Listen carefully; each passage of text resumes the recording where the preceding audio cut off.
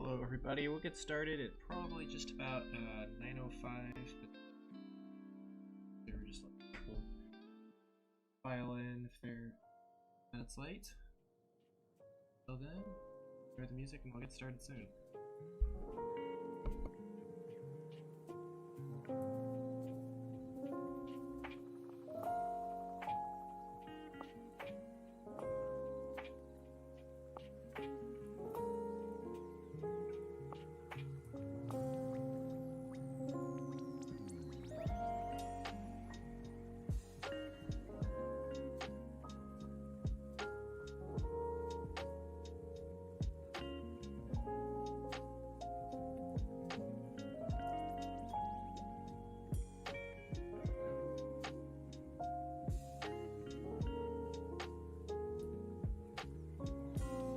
It does look like we do have a couple people just coming from the channel that aren't aware exactly what this is.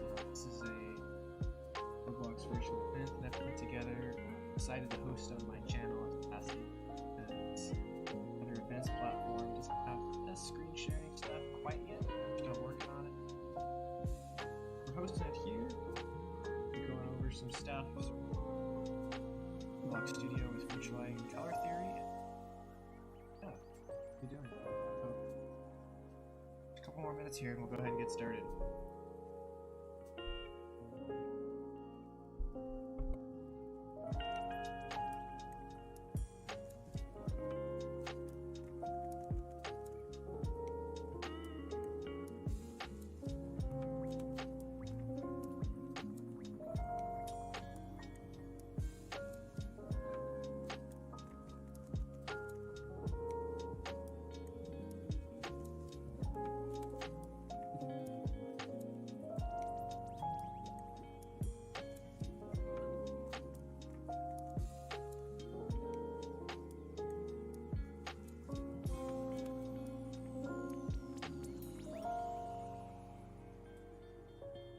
Your guys' responses on the check-in form are pretty fun.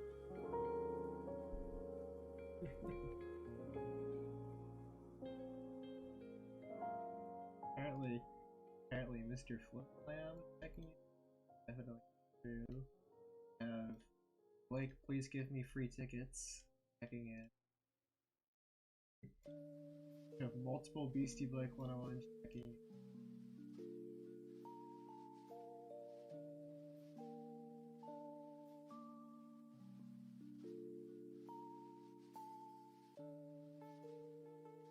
You can barely hear me? Alright, let's turn it up a little bit here. How's that? Is that better? Is that more clear now?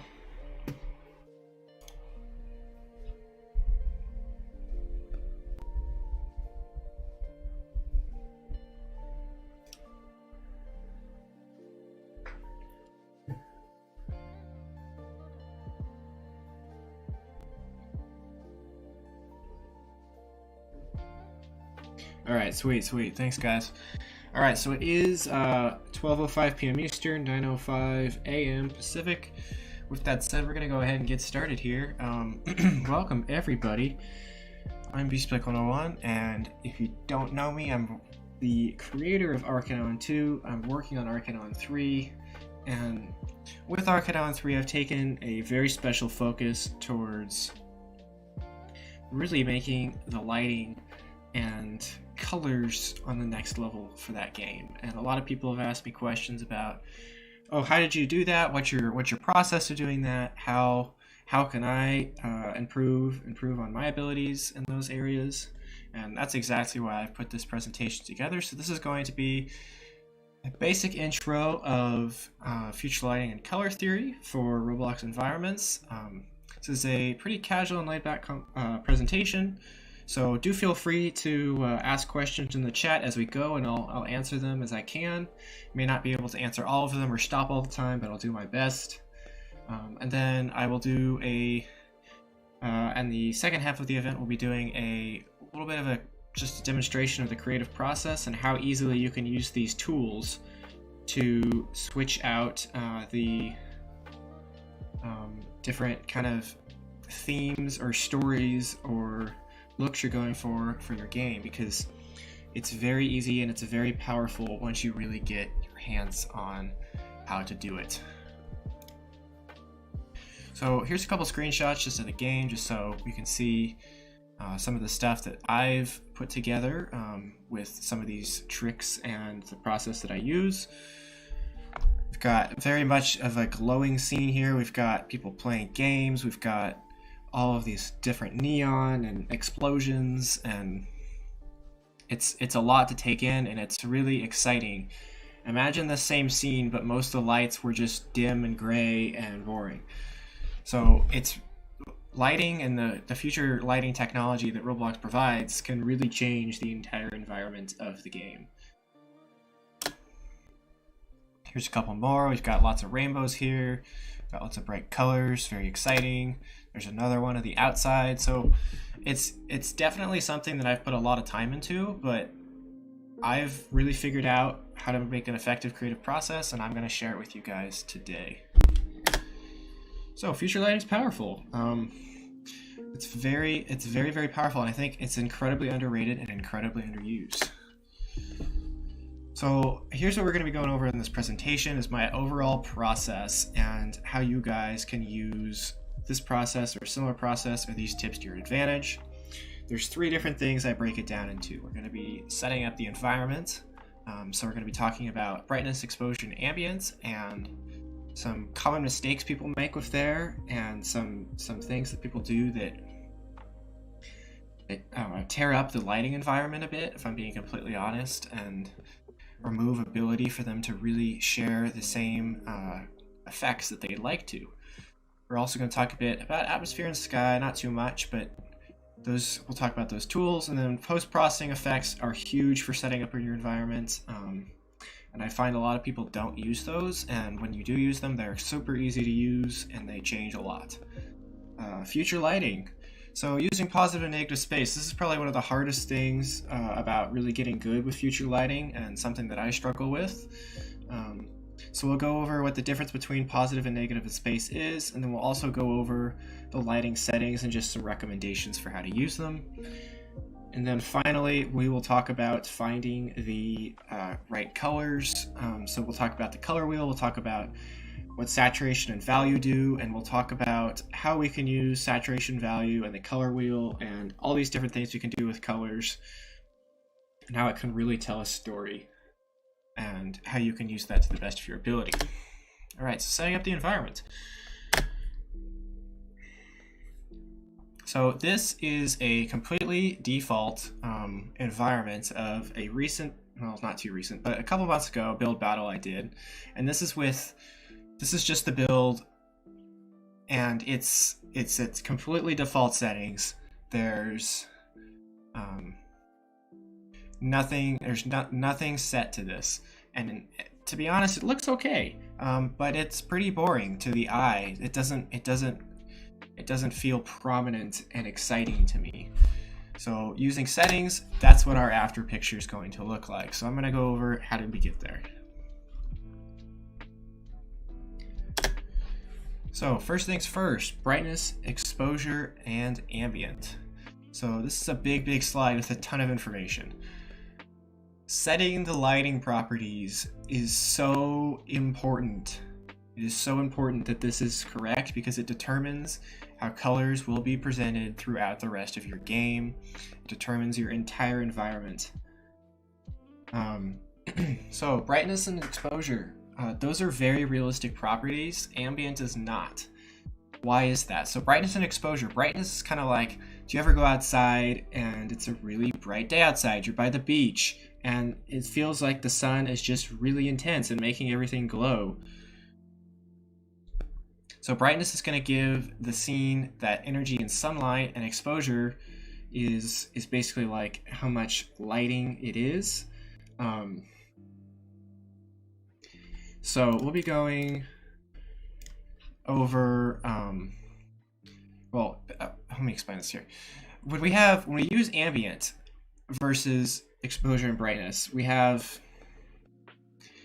ambient is basically like, if you look at this image in the bottom here, you can see that it's nighttime and it's dark outside, but it's not actually dark. because we have, in this image at the bottom, we have ambient set to a value above 0. So what that's going to do is it's going to take our dark areas and fill them with light, and that is not how light works. So when you use ambient, instead of using tools like brightness and exposure, you're effectively ruining your true colors from showing in your game. So you've got all of these amazing colors and you've got all these amazing lights placed, for example, but then your dark scenes aren't actually dark in the areas they should be dark. So you should really try and rely on exposure compensation and ambient to give it the boost it actually needs. And as I said before, it's so important to having these correct to actually let the scenes express themselves. When you have ambient that is greater than 0, it's going to change those colors, like I said, and it's not that same sense of immersion, and it will not be as realistic. Atmosphere and sky. So I've found that default sky and atmosphere and clouds seem to work really well together. I think there's some awesome tools that the people over at Roblox have made when they made that upgrade to the more generic base plate. So I've generally used these in my own projects, and there really isn't too much else to it. Find the clouds and go ahead and just use those settings, and if you want to play with them, you can. You can use certain tricks to try and make maybe more tailored environment to be more spooky, or maybe you want to make an environment with a sunset skybox, or maybe you want to make an environment with a haunted skybox. But the only thing I would keep in mind is that the skybox that you do use might make it harder to adjust between times of day if that's something you want to do later. And the skybox you use can also just affect that overall feel you get from a Roblox environment. So I would keep in mind that it's important to make sure you know what you're doing if you're going to use something specific like that. And in most cases, I've found that it's just better to use the general settings and improve the rest of the environment rather than setting specific skyboxes. Post-processing effects. Post-processing is huge for just like quick changes you can make, and it really changes the entire game in like 2 minutes. So bloom is going to be one of the post-processing settings you have access to. You just click the lighting, and then there'll be a little plus, and there'll be add bloom. Bloom is kind of how much neonness a bright area of the game has. So all of those lights in the midway, for example, whatever I set the bloom to will affect how bright those neon lights are and how much they have that glowing effect on the edges of them. I listed a couple settings there just as some recommendations, but bloom is definitely a setting that you can play with to create the effect that you want, whether that's really, really bright, really, really dark, or somewhere in between. Sun rays are going to produce some glare and sunshine. Bloom is like blur. Bloom is, to an extent, it kind of creates a little bit of a blurry effect on the edges of some parts. But it definitely doesn't blur the entire screen. Yeah, it's kind of like a glare. Sun rays are going to produce that glare and sunshine that kind of comes from the sun if you were looking at it in the real world with your eyes, of course. One thing to do keep in mind with sun rays is that it can get bright pretty quickly, so I'd recommend keeping your settings lower in regards to sun rays. Generally, 0.05 intensity is going to be fine, but again, maybe you're making a sunset, maybe you're making a sunrise scene, maybe you could turn up that intensity bit. Of course, these are all things you can play with. Depth of field. Depth of field is probably my favorite. I don't know.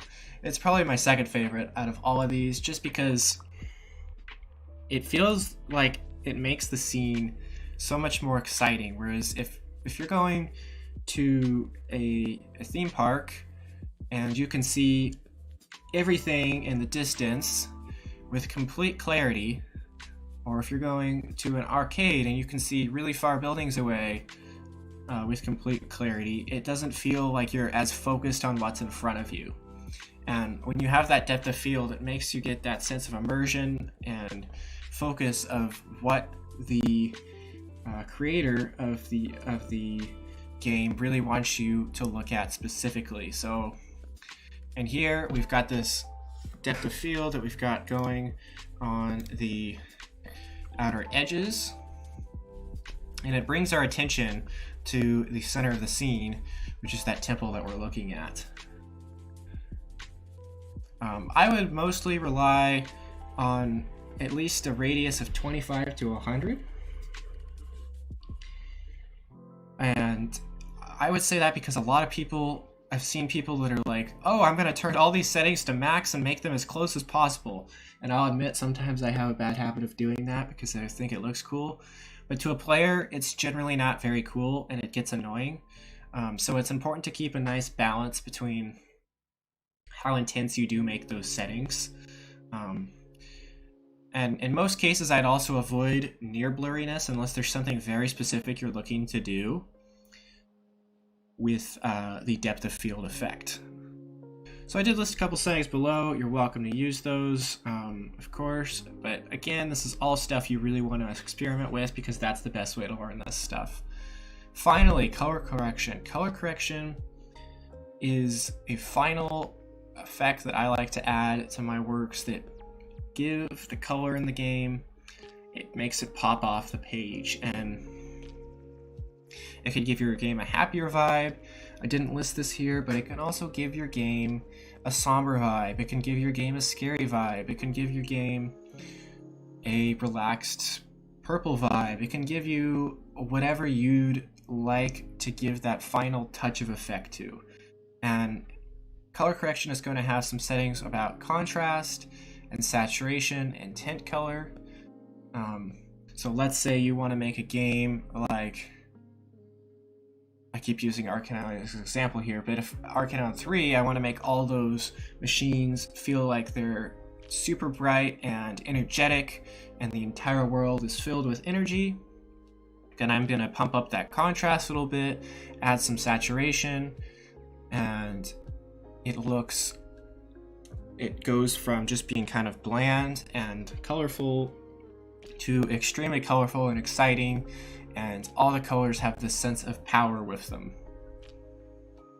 And then I also put a little shortened bit.ly link down at the bottom there if you do want to check out the wiki article on more about post-processing. They've got great references there for more information on those effects.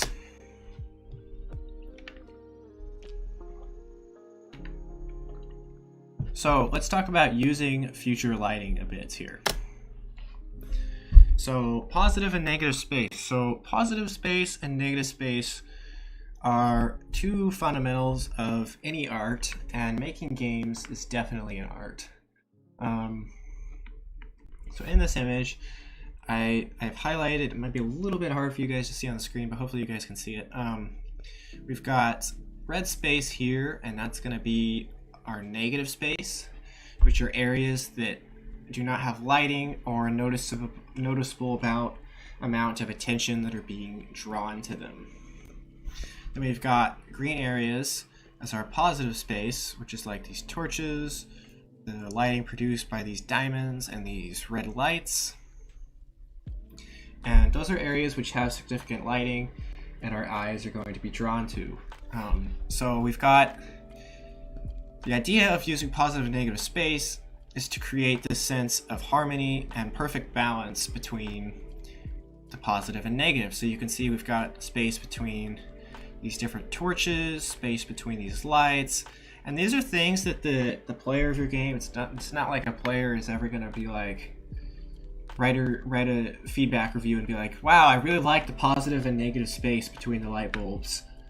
Like nobody's ever gonna say that unless they're like super into art or something. But these are the things that give your players' eyes that rest and that balance that they need when they look at your scenes, and they really make your scene feel a lot more I guess wholesome is the right word almost. Finding that balance, finding something that feels right, spreading it out between the entire scene and not just keeping all the lights in one place, and finding that balance that really feels right between positive and negative space is going to take a lot of adjustment, a lot of air. A lot of people they get impatient, and it's really a matter of rearranging things until you find something that's going to just kind of stick and it feels comfortable to look at. So definitely experiment with that a ton, just like the rest of the stuff we've gone over. If you're having a little bit of trouble, which I had a lot of trouble kind of getting future lighting to just fit, that's because future lighting is behaving like real lights, and a lot of us are used to using technology like shadow map and voxel, which relies on some behavior that isn't exactly entirely realistic. And so you have to really think about the lighting systems in real places. When you go to a store, or let's say you go into an art museum, you've got overhead lights, and you've got lights coming from the side that are pointed at the artworks. You've maybe got a lamp in some areas that light up the floor. You have to think and consider all of those different factors to create all of these light sources that can create a scene. And we have to really take some time to think about lighting systems in real places to get an idea of, okay, how can I replicate this and create this effect in Roblox? So there's a little bit of a closer up, or a closer shot of positive and negative space there. And then let's talk a little bit about brightness, range, angle, and shadows, just finding some areas to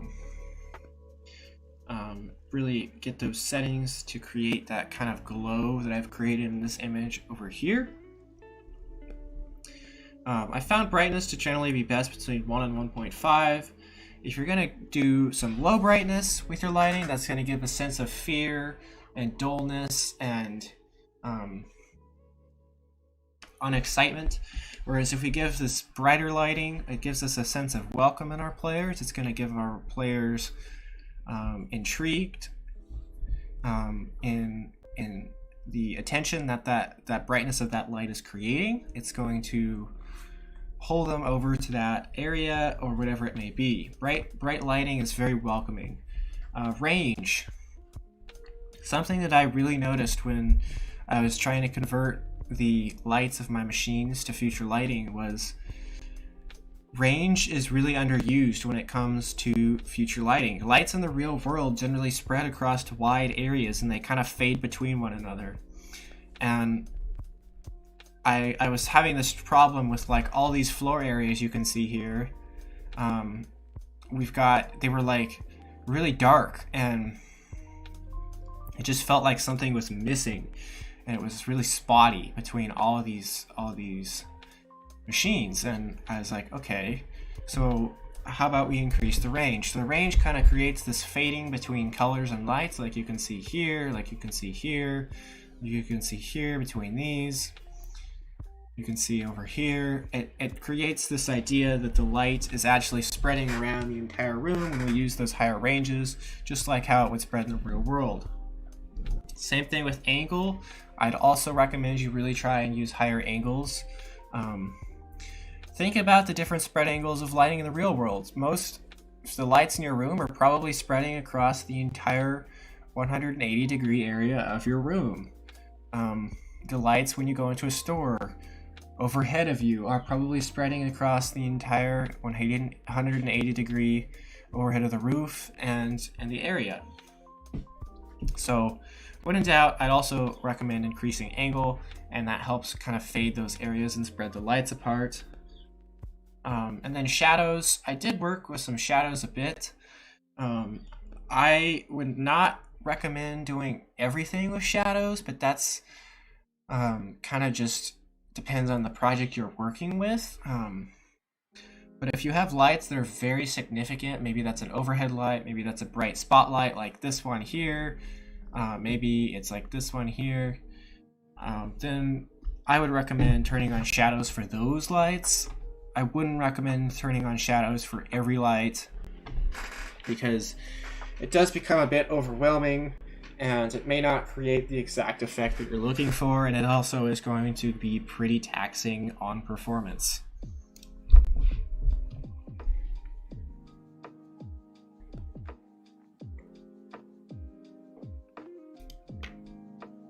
Alright, finding the right colors. So let's talk about what our different colors can do for us in regards to the color wheel, saturation, and value, and then how we're going to tell a story with colors. First up on here, we're going to go over saturation and value. So saturation is a measure of absorption in a color, whereas value is how light or dark a color is, and that's kind of a tricky thing to differentiate between. This is just a before and after image of different effects you can create with value and saturation. But saturation is like, if you've got, how do I explain this? Maybe you've got a bright yellow t-shirt in your closet and it's super bright and you wear it and everyone's like, dude, you look like you're a traffic signal sign or something. It's very absorbed and it draws your attention to that color. Whereas value is going to be how light or dark a color is. That's going to be like, maybe you've got a nice red velvet carpet with a deep maroon kind of color, that dark red. That's going to have a low value. So lower levels of saturation are going to make this very mellow, averagey, maybe even sad, or just not very interesting kind of color effect. Something that feels old and weary and tired, whereas higher levels of saturation are going to be exciting and happy and significant. That's obviously why I took a really big focus to saturation Arcanon 3. And like I've said a couple times, these are the kind of things that players are never going to point out, but it's everything that they take in, and having that extra boost of color really communicates with them just how exciting the game environment or showcase environments or whatever it is, or simulator environments, whatever it may be that they're playing in, is to them. Value is, using different values is going to help your scene have that sense of variety that you want to take between different colors. It's always good to work in lots of different colors into a scene. I'll talk about that a bit more later. But if you've got a very red and orange scene, for example, like this one on the bottom here, we've taken some different values between the different colors that are shown. We've got lighter red orange kind of going on here. We've got a very prominent red going on here. We've got a light orange going on here. We've got a very light yellow orange going on here. So using that different value between the colors and those small changes between one another are going to create this sense of variety, and that sense of variety is really what makes a scene exciting and interesting to look at, whereas we just have a bunch of red or a bunch of orange all of the same value, or a bunch of blue and green all of the same value. When we make those small differences in value between colors, it's going to have a very big difference just with those small changes and how awesome it is to look at that scene that you're creating. So this is probably the biggest slide on here, and I'm going to do my best to explain this, but this is, as stupid as it may sound, working with the color wheel is something that is, there's so much to learn about how you can really use the color wheel to your advantage. So what exactly does the color wheel do?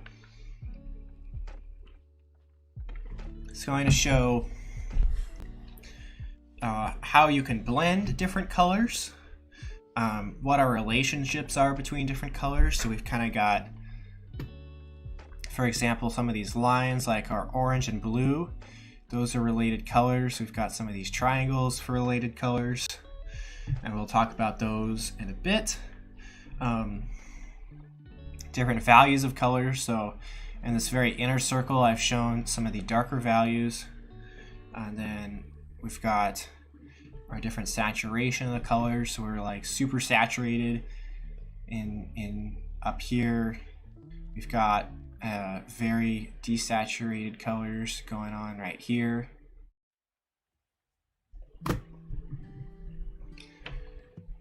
So yeah, and how exactly do we make colors work together with one another?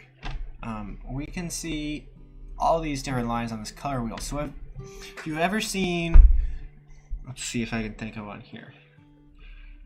Think of a logo off the top of my head that uses strategies like this. Oh, I know. Christmas colors or holiday season colors, for example. We've got our red and green.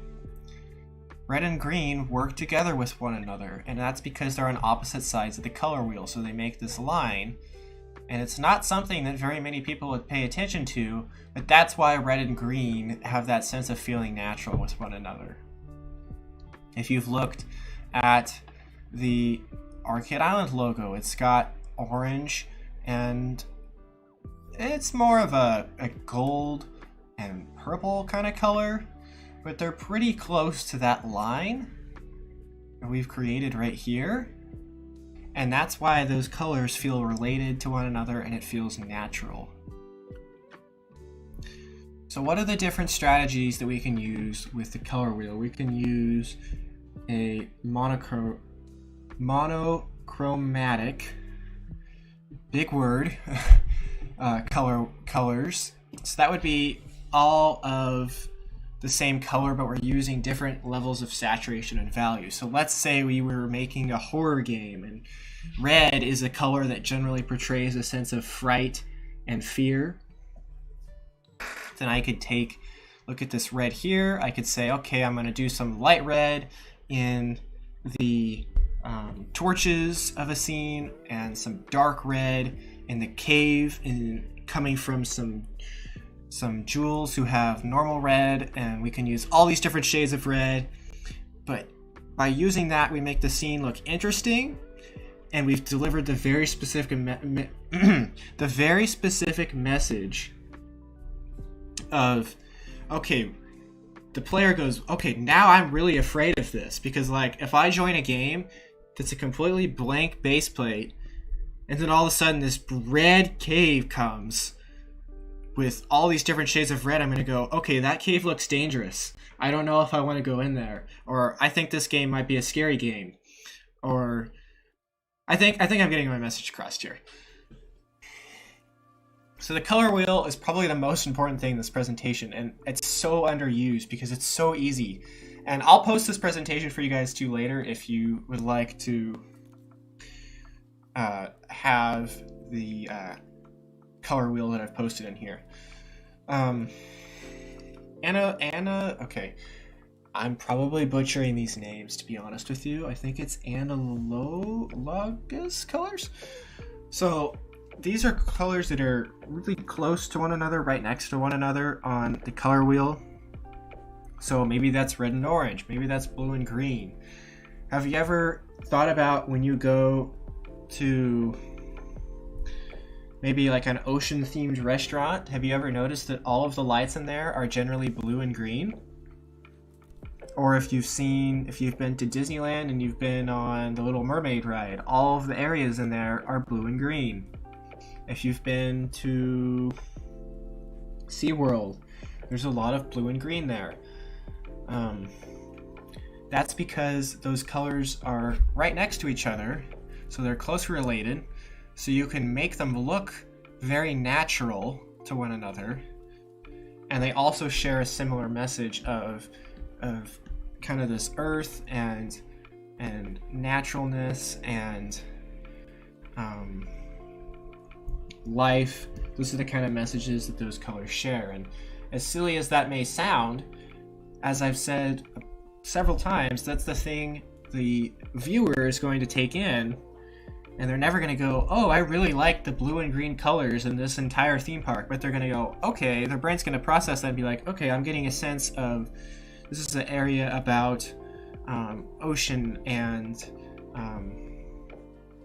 water and similar kind of things.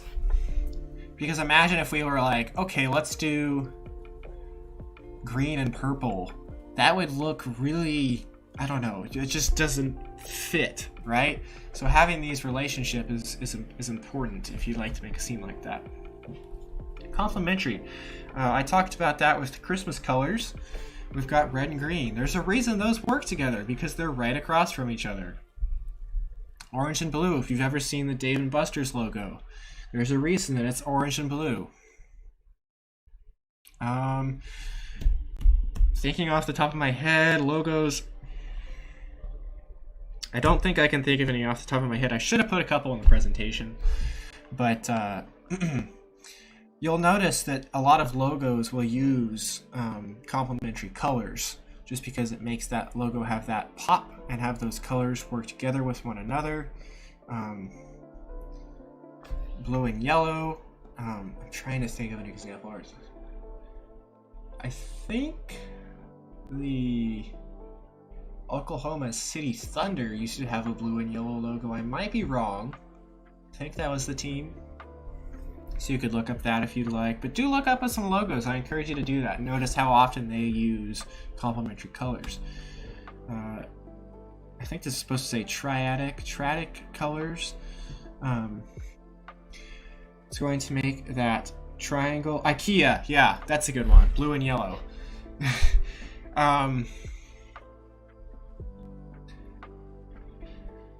Firefox. Let me look at Firefox logo real quick. Firefox logo. I'd say that's more of let's see, we've got here, I'll pop this open for a second. We've got this Firefox logo, we've got our purple, we've got our kind of this pinkish red, this orangey red, and this more yellowy orange kind of going through here. So those are some of our complementary colors, just this yellow and orange and this pink, red, and purple. And then I also think they worked in a sense of this triangle a bit here with, we've got our red and orange, and then that kind of, the yellow they work in kind of allows it to reflect and relate over to this side of the wheel more. Stars and sky can be used with yellow and blue. Yeah, that's a good one. I've never thought of that one, but it's very weird when you really start paying attention to how these colors work together with one another, and you're like, wait a second, that's why that makes sense. And that's what I love about using the color wheel. Chrome. The Chrome logo uses red, green, yellow, and blue. Red, yellow, and blue, and then green is kind of related to blue. So that Chrome logo feels pretty natural. So we make this triangle, and then we have that relationship there. All right, so that was a huge slide. Let's talk about telling a story with color. So I've pretty much covered this already, but by excuse me, you guys, by simply changing the colors in my game, I've made the game all of a sudden look like it's ready for Halloween and really spooky. Or I've made the game feel like it's a very nice, peaceful winter environment that's inviting for people to come have some holiday fun in. And simply by changing these colors and looking how we can create relationships between the colors, we can tell a story with our colors. So if we want to make a scary scene, we can use purple and green and orange and red. And if we wanted to make a holiday scene, we can use that light red, we can use that blue, we can use the green, we can use more pastel-y kind of colors. We can use a little less saturated colors. something that feels soft and something that feels like it's easy and inviting for the player to come have some fun in the winter. You can look up these things online if you're looking for certain relationships between colors. But there's also a ton of experimentation, like with all these things that you have to do to see really how can you tell the best story with your game. How can you show your players that you want your game to be? All right, thank you for coming, guy. I appreciate it. How can you tell your players that this game is supposed to be really frightening, or this game is supposed to be a welcoming roleplay game, or this game is supposed to be a tropical beach game? How can we do that with the colors that we use? That's what you have to ask yourself. I didn't put this on the slides anywhere, but I'd also try and avoid using white colors or just white lighting most of the time, because if you're really trying to create those diverse environments, white lighting is not the diversity and variety that you're going to need. You can see that these scenes, I don't think there's any lights in these scenes that use just white lighting. It's very straightforward white lighting, and there's places where it's great, and there's places like this where it just doesn't work. And it's really going to interfere with sharing that story and sharing that overall power of the scene. Alright guys, so the presentation ran pretty long, but I was going to take a little bit of time to just do a quick demonstration, if you guys would like to stick around. You don't have to, of how quickly we can alter between colors and an overall feel of a scene just by changing some certain settings. So we're going to do that real quick. We can create maybe like a little cave here, or let's see, we'll do this.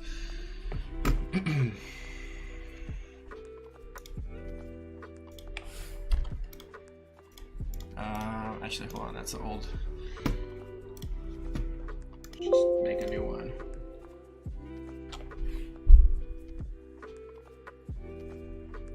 And now's a great time, you guys, if you do have any questions. I would love to answer them. And if you do have any questions that come up after, I would love to try and do my best to answer them. If you want to mention me on Twitter, or if you want to ask me on Discord, I'm here to help you guys. And color is definitely something that you want. Witcher build battle showcase, yeah.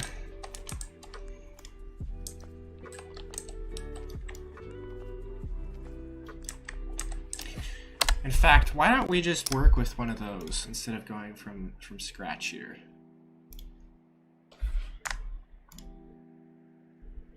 Feel like you're having online learning, but at night. Hey, but this is good learning.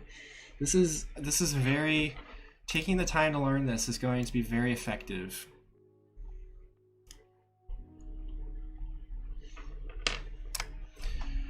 So this was another build battle that I did. I used, let's see, I'll pull up this presentation on the side real quick.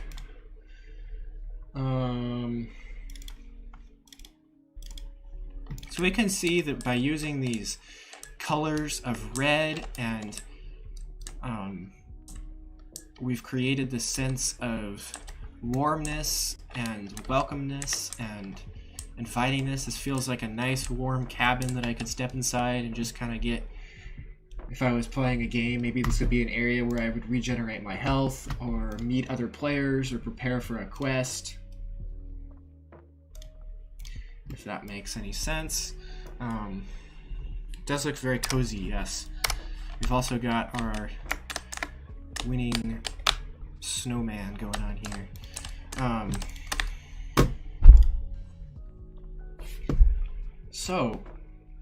But let's say we wanted to make this look like it was under the sea.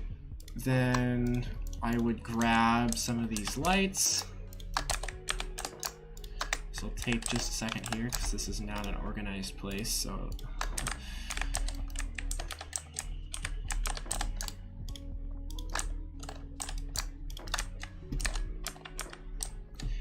This might look a little bit funny with the cabin, but whatever. All right, let's do this, and then let's select.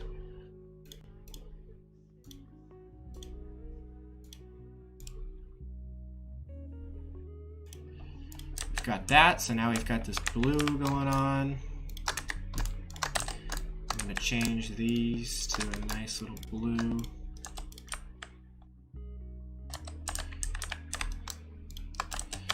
I like that orange, it kind of works with the blue a little bit, so I think I'm gonna leave that. I like this red as well, I like that relationship.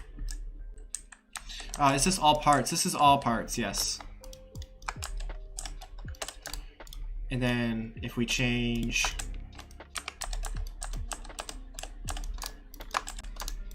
some greens here, let's say this green effect, you want it to feel oceany, so I'm gonna make those green. That's a little too bright. The ocean isn't that bright, so I'm gonna desaturate that green just a tiny bit here. Maybe we'll try, I like that, I like that, I like maybe that's a little too dark. That's kind of a sea green, I like that. So I'm gonna select the children, give it a nice little kind of desaturated green. And now it feels like this is an underwater cabin or something wintry. Yeah, it also does look kind of wintry. That's actually probably a better take of what these colors share. But the point is we've now changed this from being a warm and cozy cabin to something that feels very cool, and kind of, I was describing it as ocean, but more of wintry, kind of like, this feels like kind of like January, or it's a cold day outside, or Northern Lights, yeah. Any plugins for Studio? Obviously I have a ton of plugins in here, but I'm not going to go over those right now. I can recommend those on my Discord server or something if you'd like, but nothing specifically for lighting. A little bit off topic, but the only thing I would recommend specifically for lighting is to use the tag editor or to create tags and parts. So like add a little value that's like light tag 1, and then you can use scripts to quickly change all of the colors of your lights, for example. Let's see if we can do one more example here.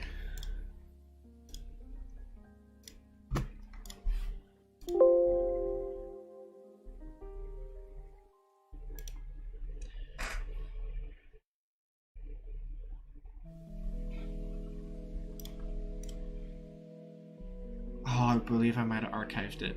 We'll do this.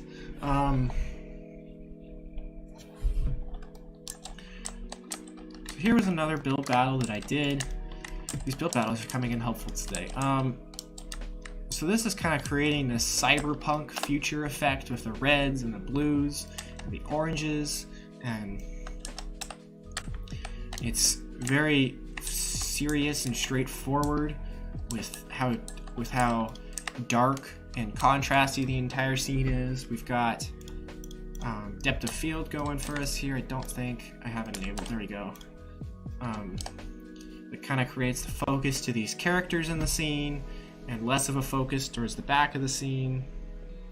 We've got all of our pinks and blues, but there is a lot of change here. If I changed all of these to, maybe I wanted to change these to, yeah, that's gonna take a long time to change all these. Green. Now all of a sudden, if I'm changing some of these purples over to greens, the scene feels a lot more spooky and haunted, which is the story that I could tell just by changing the colors. Maybe we also want to add some atmosphere or some tint that can make it green.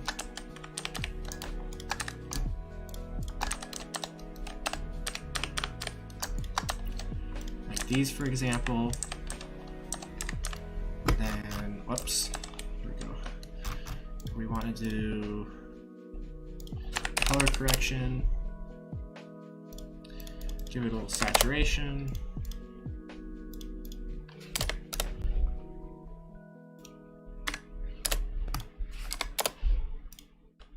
And maybe make it, give it a little bit of green tint here. Tint's a little bit tricky to work with.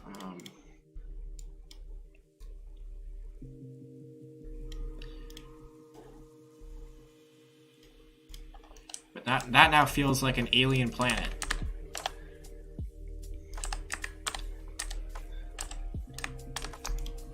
And it's really cool how quickly you can change everything just by using those. Yeah, it does look like vaporwave, yeah. Floating particles, particle emitters is all you need for those. There is a wiki article on particle emitters that I would recommend you check out instead of me trying to explain it super fast. But particle emitters are honestly pretty easy to pick up and work with. It's definitely, and they're really fun too, and they make a nice little addition to a scene. Gives it that kind of activity and more variety to the eyes that it needs. So yeah, a lot of these scenes are from those build battles. Unhappy. And if you are looking for a build battle, I was going to mention this earlier, do check out that Craft Arrow's events as well if you guys are looking for building competitions. I think he's doing an art off today in just about an hour or two. So do check that out. I highly encourage you to check it out because it's a great way to practice your skills like this and apply them to whatever you want to create. Yeah. 2 hours, all right. Cool. All right, you guys. Well, I think that's going to wrap things up unless there's any other questions I can help answer for you guys. I want to thank you guys all for coming. I would like to thank Craft Arrow for the build battle events that he hosted where I made those works that I could share with you guys today. And give some examples of those works really quickly. I was planning on doing an original build, but we're running a little bit short on time here, and I don't want to last too long. It feels like we're about ready to wrap up here. So yeah, you're heading there right now. All right, cool. So with that said, you guys, we're going to wrap things up. If you do think of any questions, you can send me a PM on the dev forum. You can DM me on Twitter. I don't really respond to all my DMs, but I usually see every mention that people do. So if you want to mention me on Twitter, that's a great way to contact me. You can ask me on Discord. I'm here to help you guys because finding the right balance of lighting and really getting to know it, it can be challenging and it takes a lot of trial and error. It's not something that you're going to do overnight or in 4 hours. It's going to take lots of different perspectives and sessions of looking at things to really get the game art and the overall effect you want to create with your lighting in the place that you like the most. So with that said, thank you guys again for coming. You will get a survey after the event. If you do want to fill that out, it helps give me some feedback on how I can improve the event and how the event was hosted. And I would love to hear your feedback, whether that's through the forum or letting me know on Discord. And that's about it, everybody. Thank you again for coming, and I will see you next month, more than likely, for another event.